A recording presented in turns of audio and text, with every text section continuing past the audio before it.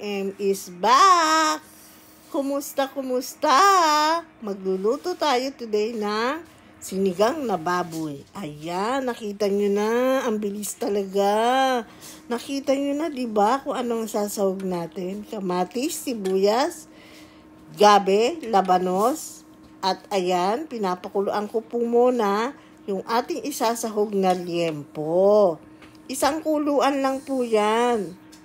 Kapag umangat na yung, ayan po, umangat na yung mga patay na dugo o kung ano mang ano ng baboy, lalagay po natin yan at huhugasang mabuti para maalis po lahat yan isa-isa.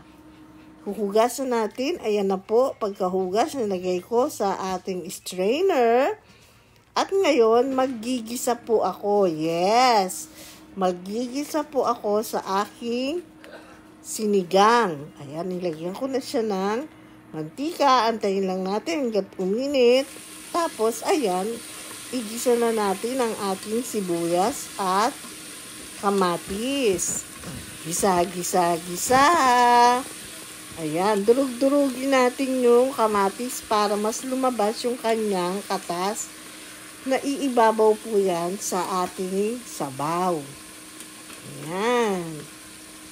Pwede na rin po natin yang durug-durugin. Ayan. Durug-durugin natin para mas masarap ang kalabasan ng ating sinigang. Yes. Ang sinigang po pwede namang ibang part. Pwede rin buntot, pwede rin spare ribs. But ako po today, ang gusto ko pong kainin ay ang ating liempo. Kaya yan po ang ating isisigang. Ayan, sangkut siya. Ayan siya. Ayan, napakasarap. Kanya-kanyang diskarte lang ang pagluluto, mga dear. Yung iba, kailangan pang magsukat-sukat. Ako naman po, si tansya girl. O, lalagyan na natin to ng patis para magkaroon na ng lasa. Ayan, lalagyan natin ng patis. Hinulog ko na rin yung gabi.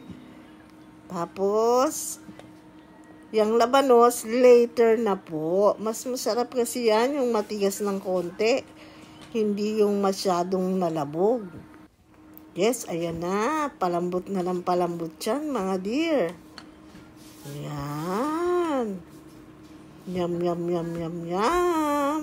Tapos, lalagyan na rin natin yan ng ating sinigang mix para pumasok na po sa baboy ang ating palasa. Yes. Tapos, antayin lumambot. At ito na siya. Malambot na. Pwede nang ilagay ang ating radish or labanos. Ayan, kuto.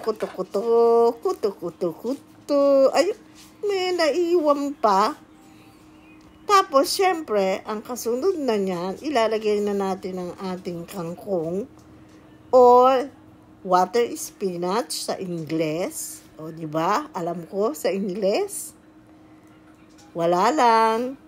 Ayan, lagay na natin. Yung iba po ayaw ng kangkong kasi nga daw baka may insekto or whatever. Pero ako, okay po sa akin ang kangkong. Hugasan lang mabuti.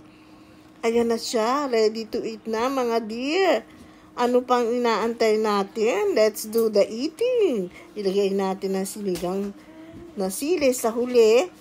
Kukunin lang naman natin dyan yung kanyang aroma. Hindi kailangan durugin para hindi umanghang ang ating sinigang. Gumawa na lang tayo ng sausawan. Kung gusto natin ng maanghang, masarap yan. Pigain sa patis. Let's do the eating, guys. Look at that. Yum.